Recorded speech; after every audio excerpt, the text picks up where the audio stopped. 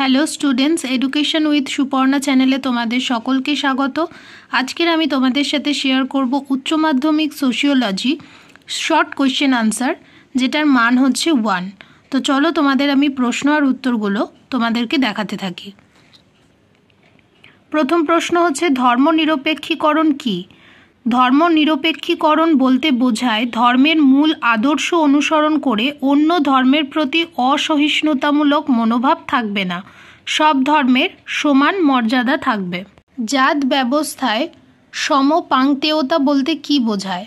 সমপাংক্তেয়তা এই কথাটি পংক্তি ভোজনকে কেন্দ্র করে বলা হয়ে থাকে। এর অর্থ হলো উচ্চ জাতি কেবলমাত্র তার সমজাতীয় ব্যক্তিবর্গের সাথে মেলামেশা করবে, অর্থাৎ উচ্চ জাতি কেবলমাত্র উচ্চ জাতির সাথেই পংক্তি ভোজন করতে পারবে।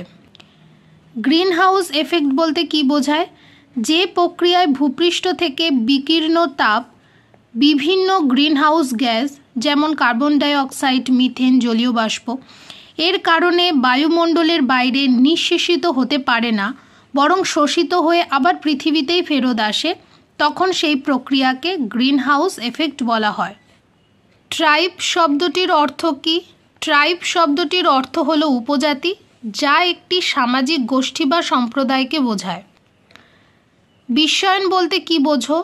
সাধারণ অর্থে বিশ্বায়ন হলো সামাজিক, অর্থনৈতিক, প্রযুক্তিগত, রাজনৈতিক প্রভৃতি ক্ষেত্রে সামগ্রিক পরিবর্তনের প্রক্রিয়া। রোনাল্ড রবার্টসন বলেছেন, বিশ্বায়ন হলো একটি ধারণা যা বিশ্বের মধ্যে সংযুক্তিকরণ এবং সামগ্রিকভাবে বিশ্বচেতনার দৃঢ়করণ করতে সহায়তা করে। সাবঅল্টন ধারণাটি প্রথম কে চয়ন করেন? সাবঅল্টন ধারণাটি প্রথম ব্যবহার করেন বা চয়ন করেন ইতালীয় মার্ক্সবাদী দার্শনিক আন্তোনিও গ্রামসি। নেক্সট, বুনিয়াদী শিক্ষা কী? বুনিয়াদী শিক্ষা হলো গান্ধীজি প্রবর্তিত একটি শিক্ষা ব্যবস্থা যেখানে উৎপাদনমূলক কাজ ও হস্তশিল্পের মাধ্যমে হাতে কলমে শেখার ওপর জোর দেওয়া হয়। সিভিক লিটারেসি বা সিভিল লিটারেসি কী?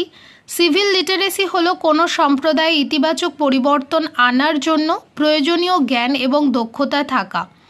ভোটদান, সরকার কিভাবে কাজ করে, নাগরিক ও সরকারের নির্বাচিত সদস্যদের অধিকার ও দায়িত্ব সম্পর্কে বোঝা, এই সমস্ত কিছু এর মধ্যে অন্তর্ভুক্ত।